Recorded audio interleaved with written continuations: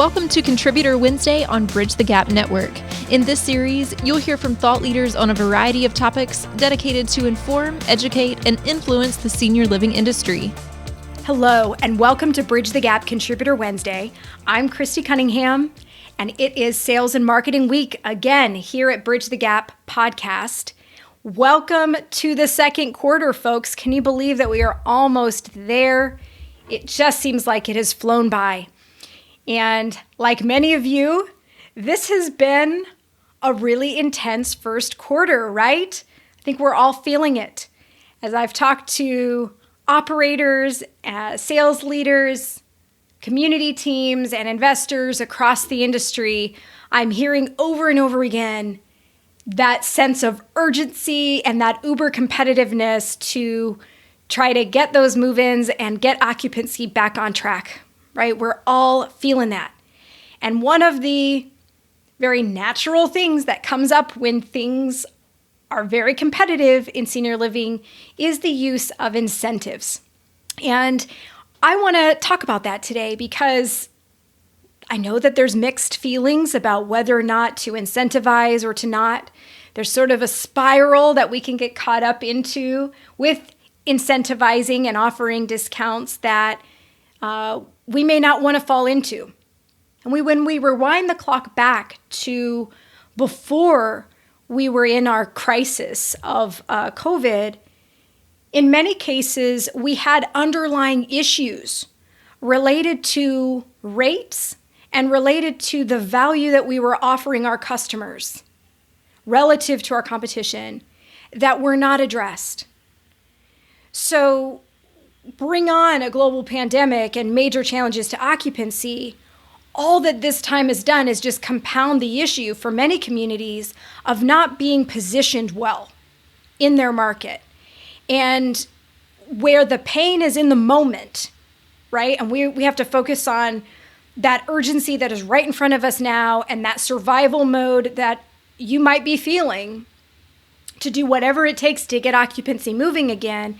It's so tempting to just be focused on what kinds of incentives do I need to throw out right now to try to get something going, to try to get one more move in. But if we do that, we miss the bigger opportunity to examine what is our overall positioning? What is the price point and value that we're bringing to the market, and how does that compare to our competition? And because in some cases we were already really weak at that examination before, that makes it even more important that we get it right now. It's not going to be, the problem in occupancy that we're seeing today is not going to be solved with a couple really awesome incentives over the next few months. We're just not going to make that amount of movement happen in our occupancy in this period of time. We're going to have to take some time to dig ourselves out of this occupancy hole. So we're playing a marathon game here to get out of where we are. And in order to do that, we really need to examine our overall positioning as opposed to just continually reaching for deeper and deeper incentives.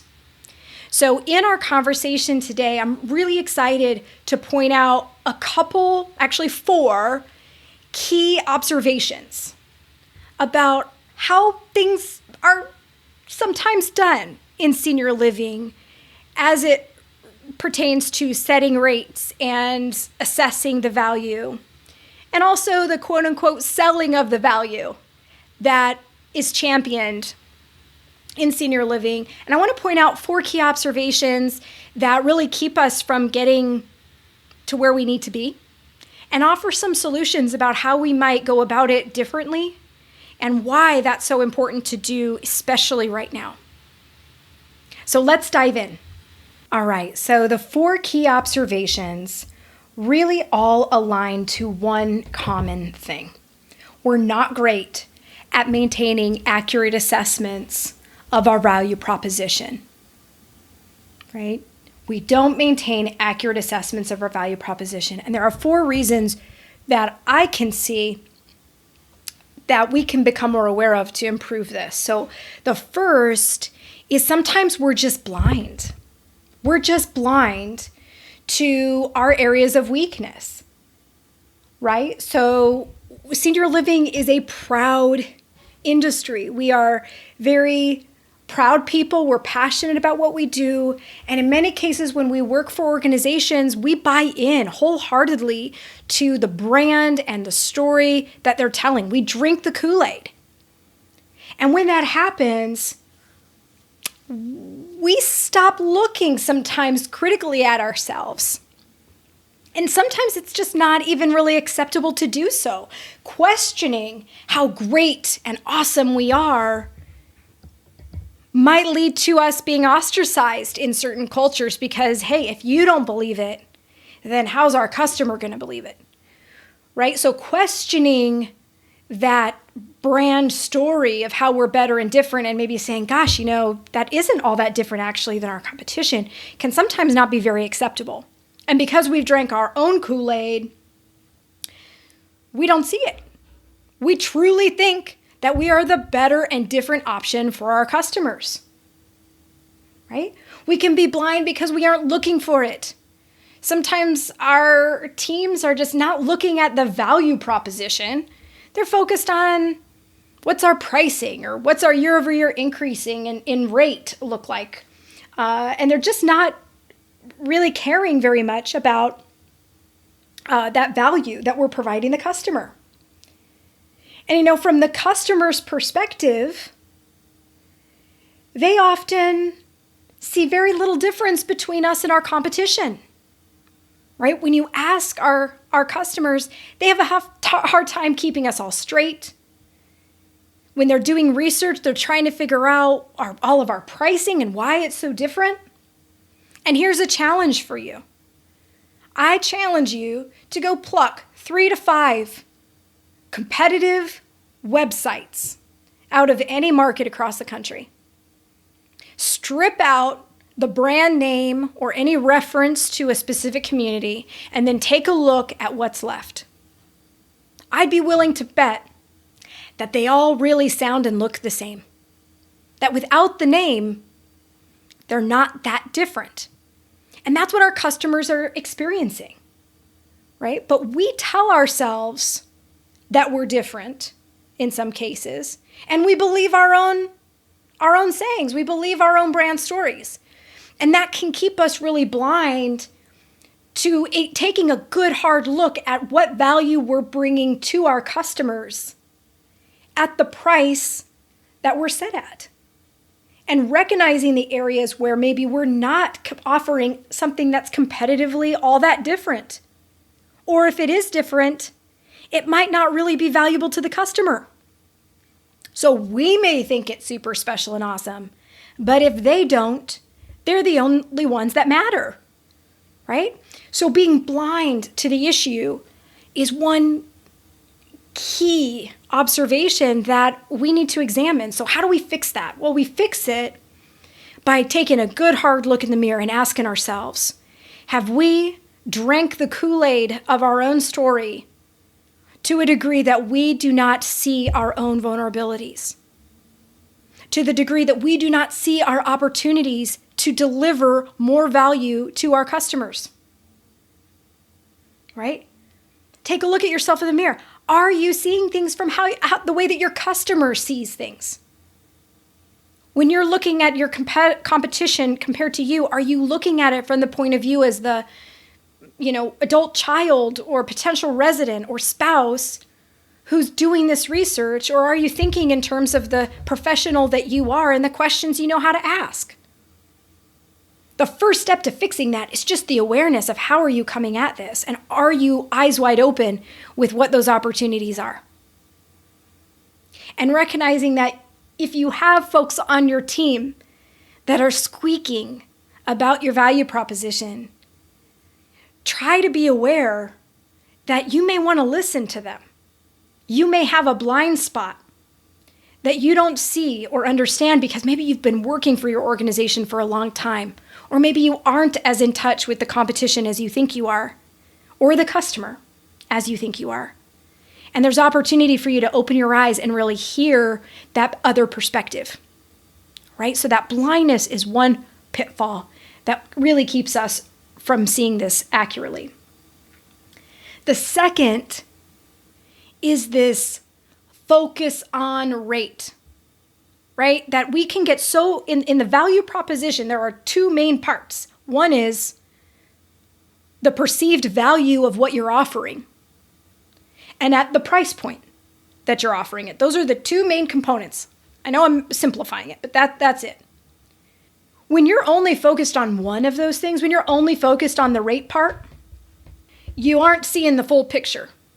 And guys, this happens a lot actually, where, our finance teams, our operation teams, the discussions that we're having year over year about our rates really revolve around a dollar amount and not about that overall value proposition that we're making to the customer. So pushing rate says that you might be having a discussion every year where it's kind of a negotiation of how high do you think my rates can go? How much can this building tolerate? And you're really only talking about it in terms of dollar and cents. Some of you may not even have the luxury of being involved in that discussion. You may just get handed a piece of paper at the end of the year with a flat increase. And that's the rate that you have to sell. Maybe there is no discussion. It's just decided in a corporate office somewhere, right? Those are flags, red flags, that we are overly preoccupied with just the number and we're not holding on to that overall value proposition. And the danger of that is that it is unsustainable. That over time you can just do these flat rate increases and not have to mess with the value proposition. It just doesn't make any sense, especially in the competitive markets and conditions that we've been operating in for several years now, right? And new competition coming into markets. So when you take the eye off of that full picture, you really run the risk that your rates outpace your value proposition. And it can sneak up on you guys, right? Especially for communities that have been around a while, you kind of take it for granted that you've maybe been able to push rate to a certain point. And then when it starts to break down, that can be hard to accept that there's a problem with the value proposition. Instead, we might want to blame other things like sales or marketing or, the short-term incentive that somebody's offering, whatever. And that's dangerous. So what do? This is an opportunity for ops partners to tune into the fact that rates are just one piece of the equation. It's about the value proposition. It's about the rate and the value. So how can you partner with your sales teams and sales leaders? How can you partner with your ops teams to be having broader discussions about the value that you're delivering at your price point? I have a client that I'm working with, and their entire premise of their business model in senior living was to create a community that was highly amenitized, offered a ton of services and really great features to residents, beautiful, big, everything, at the most affordable price point possible. They didn't skimp on talent. They're not skimping on quality in anything that's tangible. And what's crazy is that when I walked into this building and I started working with this client, I was absolutely blown away by how refreshing that was. To think about an operator intentionally saying, how can we deliver the maximum amount of value to our customers at a price point that is $500 to $1,000 less than the nearest competition? Whoosh, drop the mic. They get it. They understand that a winning value proposition is what you need to be successful, right? And that should really be a signal. The fact that that's refreshing and that that's a different approach should be a signal to all of us that there might be opportunity for us to really think about the overall value proposition and say, how can we add more value at our current price point? Or maybe our price needs to change at the value that we're able to deliver at. But to make that assessment and to do that in tandem is should be the goal really of the ops and the sales teams working together. Now, often in organizations that's happening at a higher level than at the community level. Smaller organizations, that might be discussion that's happening at the community level, but generally it's happening at the regional and corporate levels. So you really need that in-depth partnership and for ops to recognize, hey, you've got some stake in this too, And we've got to be thinking creatively on the value side of the equation, not just on the rates. The third area of observation and opportunity is the data itself. And I know I'm preaching to the choir here, folks. In order to make good decisions about your rates and about your positioning and your overall value proposition, you need to have great data. And there are two key problems with the data that we are receiving, right? One is often the timing doesn't align with when we need it. So what do I mean by that? I mean that we may be gathering market intelligence over the course of an entire year, okay? But there's generally one key time in the year where we are discussing the rates, right? And the permanent rates. And that's usually around budgets, right? Well, what happens when that data, the market intelligence for maybe your buildings or for your organization is trickling in over the course of a year, when that timing comes around to actually get down to brass tacks and talk about rate, you don't have comprehensive information. And if you do, you haven't necessarily had time to digest it all. So that leaves us sort of unarmed, if you will, going into the discussions about rate because we don't have all of the data yet, right? So simple fix there is really think creatively about, okay, how do we try to get our data in line with that timing? How can I make sure as a sales leader and ops leader that I have my competitive intelligence gathered? I've had time to analyze it, to draw some conclusions about the opportunities with our value proposition or opportunities with rate prior to going into those discussions. Okay. Now, where this seems sort of obvious, I get it, guys. Like, I know that it seems obvious. Yes, you want to have that information, and that looks like a textbook way of doing it.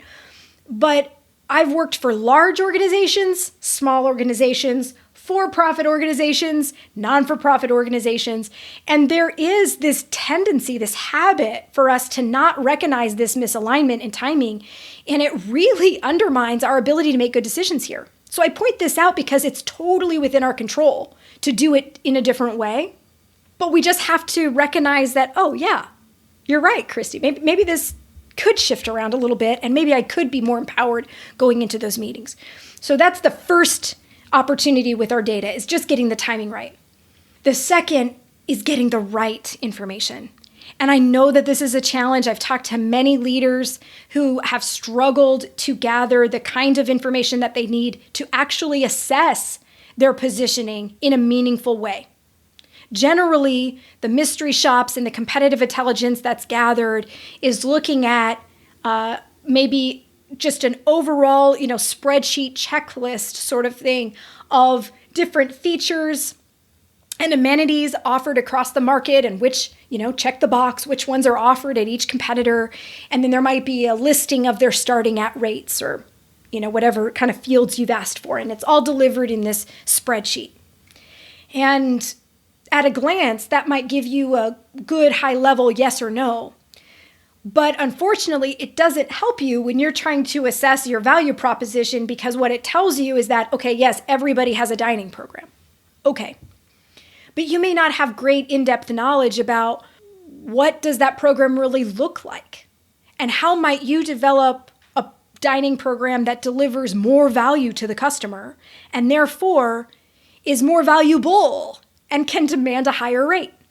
So I use dining as just one example. Obviously, that alone doesn't necessarily mean you get to move the, rates.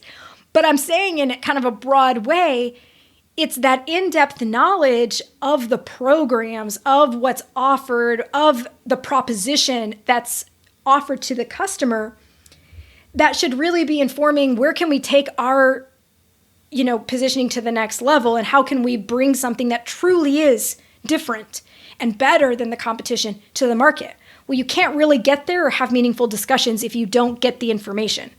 So the broader shops and competitive intelligence that we're gathering just doesn't deliver that in-depth knowledge that we need.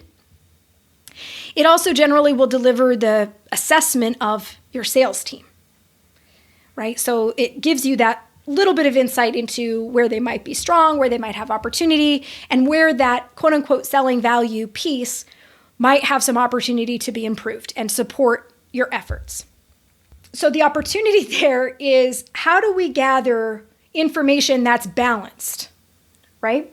How do we give information that gives us the deep dive comparison and differentiators between our competition and us so that we can have meaningful discussions, where we get that pricing detail that we need and where we get the sales feedback. So then we can make an accurate judgment of where those opportunities are. Is the opportunity really all in this assessment of your sales talent? Or is it a combination of your sales talent, your pricing, or even your value proposition? And often it's a combination of things, but because of the limited data that we get on our competitive intelligence, we end up really focusing on the price and then the feedback we're getting on our sales team, and we just put more pressure on our sales team to sell. And that limits us in terms of our solutions and therefore our effectiveness. So the last and final observation I intentionally saved for last, and that is to talk about our sales teams. Because normally when we talk about rates and value, there's a real rah shish kumbah to this idea of sales needs to sell the value, right? They need to tell our story. Are they making sure people know how we are better and different? Right? There's those almost like cliche sort of pushes on our sales team to say, you need to be selling the value. And if you're not getting move-ins, or if you're not able to get move-ins without rate changes, then you must just not be that good at selling the value, right? So there's this kind of idea that the salesperson just cries rate, right? It's like that the rates can never be low enough for the sales team, that they're always looking to discount. And this trope of the sales team as wanting to like jump into rate changes and just adding pressure to the sales team is just really normalized in senior living. So what we miss in that stereotype and in that assumption about our sales teams is that when they get squeaky, when they're feeling like something is off in terms of their pricing and the value proposition, there is no real investigation into that. Instead, we dismiss that and we turn it back on them and say, well, you just need to sell better, or you just need to market better and tell our story better. And that's really dangerous because we miss the opportunities to investigate. Our sales teams are the closest to the customer, right? The information that they have is gold. No one at the regional and corporate level, even with all the years of experience, is going to be that in the know about what our customers are thinking, what they're experiencing with our competition. And we need to listen when there are signals that something is off there, right? So this creates a real barrier to true strategic thinking. And it becomes something that really prohibits sales leaders who want to be successful from stepping forward and even talking about opportunities on rate or positioning, right? They don't want to be labeled as inadequate. They don't want to be on the chopping block of people that you think just can't hack it or just can't take it, right? So many of them will avoid bringing things up, or they might really not know how to have a more meaningful conversation. So how do we fix this? So a couple things. Number one is for ops to recognize that when you have a squeaky sales situation, it doesn't always mean that it's the fault of the salesperson. It doesn't always mean that your salesperson isn't good or isn't good enough to move the needle on your occupancy. That's not a guarantee. And that when that squeakiness is happening, it's an opportunity to do a deep dive, right? Not just in the checklist, but look at the deeper value proposition from the perspective of the customer, right? So yes, there are salespeople who are squeaky about pricing because they're not equipped in their selling skills, or they don't feel confident enough within themselves in the value that your community is delivering at the price point that it's delivering it. And that's an opportunity for sales coaching. That's an opportunity for leadership to help that salesperson adapt and get through that impediment. So I'm not saying that that doesn't exist out there. I know that it does. There is also that dynamic where, it does feel hard to sell in an environment where maybe your competitors are offering a large amount of discounts. So that there is a very real dynamic where our sales team needs help and needs to be equipped with confidence and strategy to overcome those kinds of obstacles. But if you're hearing that squeak, ops, the big takeaway here is that it's a flag of where to investigate and to look at the deeper picture. Now, on the flip side, the opportunity for us in sales is, guys, we got to get more data oriented here, okay? Part of the reason why we fail at really appealing to our ops partners, our finance partners about rate and revenue is that we're not speaking to them in terms of data and dollars, right?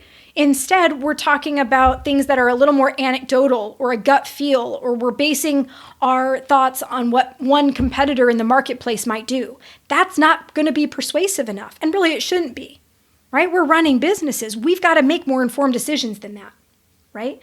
So if you think that there is an opportunity in rate or that there's an opportunity in the value proposition, then we've got to look at how do we prove that? Right? Almost treat it like, okay, you're the scientist. That's your hypothesis that there might be an issue with rate or with the value proposition. Well, how do we test that? Where do we go to look for information that might tell us if that's on track and if that's a real viable possibility or if it's not? And can we stay open and objective enough to accept if that really isn't the problem? Right? So we need to challenge ourselves to do that. And then before we just start presenting the problem and saying, oh, our rates are out of hand, or our value proposition's out of hand, right? We need to help our partners by coming up with some solutions too.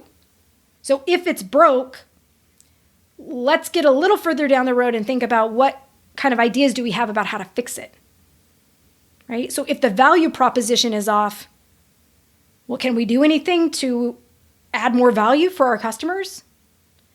If our prices are off, well, how far off? And what do we need to do to make ourselves more competitive in that way? What is the right rate? Right? So it's about doing the research. It's about being data-minded and speaking in the language that our ops and our finance teams understand, which is data and dollars. But also going further and trying to get started on what some solutions might look like so that you can really open the discussion for a collaborative, experience with your teams. So we're in, like we started this whole conversation saying, a highly competitive moment. And there is a lot of discounts and incentives and concessions getting thrown around out there. And I'm going to say it again, just like before, that might be for you and your community or your division or your company a strategic necessity.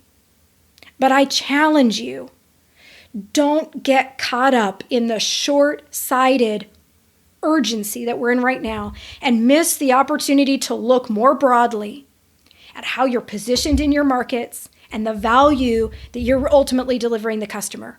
Because if that needs adjustment, you will never emerge out of this chronic need for incentives. And a year from now, you're going to be angry that you've had to do so much incentivizing. Well, maybe it's because you weren't offering enough value, or you weren't open to considering that your rates were completely out of line in some degree with the market and what the value proposition you're offering the customer is. So I hope that this has been helpful to start some discussions, maybe have some meaningful reflections as we go into our second quarter. The great opportunity that we're in, guys, is that there is so much openness to solutions and ideas. More than at other times, I'm hearing folks all the way up the line through investors that are all ears. They want to know, what can we do? where might we find answers to how we can start to gain some traction and get out of this? So even if this conversation about value and rate has struggled in the past, think about how can you approach things differently and have some confidence knowing that there is an openness to this discussion right now that might not have been there a year ago. And this could be an opportunity for you to make meaningful, long-lasting change in your organization. So best wishes to you all on this next month and this next quarter. I'm really interested in hearing your thoughts and your reactions to the observations that I surfaced in today's podcast. So feel free to message me, like, comment, share, get on YouTube, let me know your thoughts. It's really, really helpful when I hear from you all on how you think I'm doing, describing some of these issues and talking about solutions. And certainly if there's a topic that you really wish someone was talking about out there, please let me know. So thank you for listening to Bridge the Gap podcast. This has been another great episode of Contributor Wednesday. Have a great day. Thanks for listening to Contributor Wednesday series on Bridge the Gap Network. For more information about the contributors and for a full library of episodes, visit btgvoice.com.